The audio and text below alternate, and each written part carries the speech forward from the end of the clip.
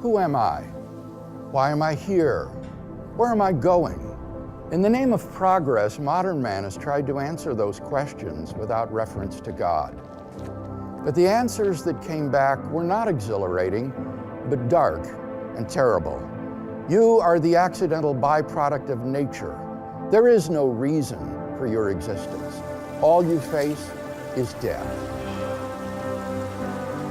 Modern man thought that in killing God, he had freed himself from everything that repressed and stifled him. Instead, he discovered that in killing God, he had unwittingly killed himself. For if God does not exist, man's life is ultimately absurd. If God does not exist, then man and the universe are inevitably doomed to death. Like all biological organisms, man must die. His life is but a spark in the infinite darkness, a spark that appears, flickers, and then dies forever. Scientists tell us that the universe is expanding, and as it does so, it grows colder and colder.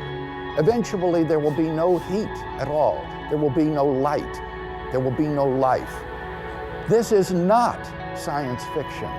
If God does not exist, then we are inevitably doomed to extinction.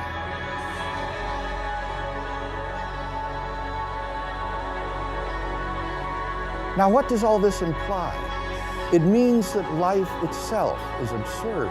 It means that the life we do have is ultimately without meaning, value, or purpose. If each individual person passes out of existence when he dies, what ultimate significance can be assigned to his life?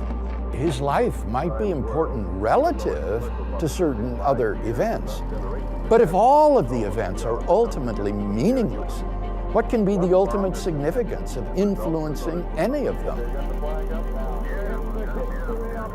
Mankind is thus no more ultimately significant than a swarm of mosquitoes, for their end is all the same. This is the horror of modern man. Because he ends in nothing, he ultimately is nothing. But it gets even more distressing, for if life ends at the grave, it makes no ultimate difference whether you live as Joseph Stalin or as a Mother Teresa. If your destiny is ultimately unrelated to your behavior, then you may as well just live as you please. Moral values are either just expressions of personal taste or else the byproducts of biological evolution and social conditioning. Who's to say whose values are right and whose are wrong? Now think of what that means. It means that it is impossible to condemn war, oppression, or crime as evil. To kill someone or to love someone is morally equivalent.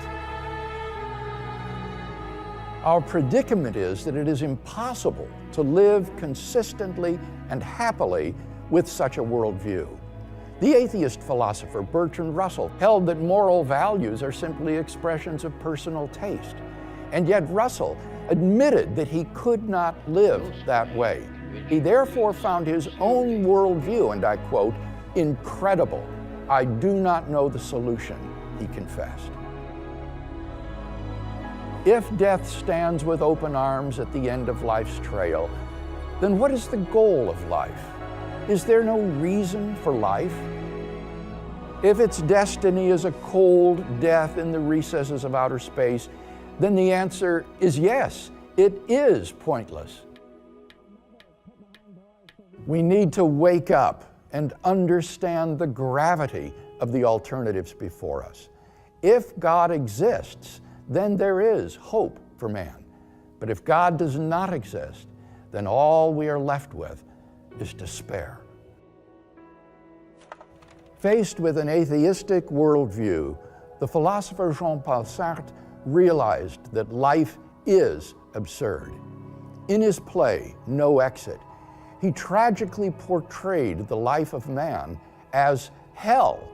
The final words of the play might serve as an atheistic mantra. Well, let's get on with it.